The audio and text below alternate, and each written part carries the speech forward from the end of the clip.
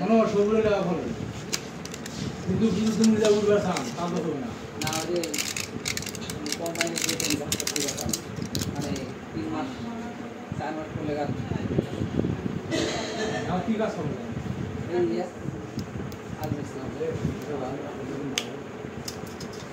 আর কাজ শিখে দিত শিখে গেলে হেলপার বেতন ভালো আছে হেলপার শুরু দিতে হেলপার করতে পারে মেলা লোক আছে এই যে মাঠ তাও তো আমার কাম বল দরকার তো নেই এই কোন লাগছে আর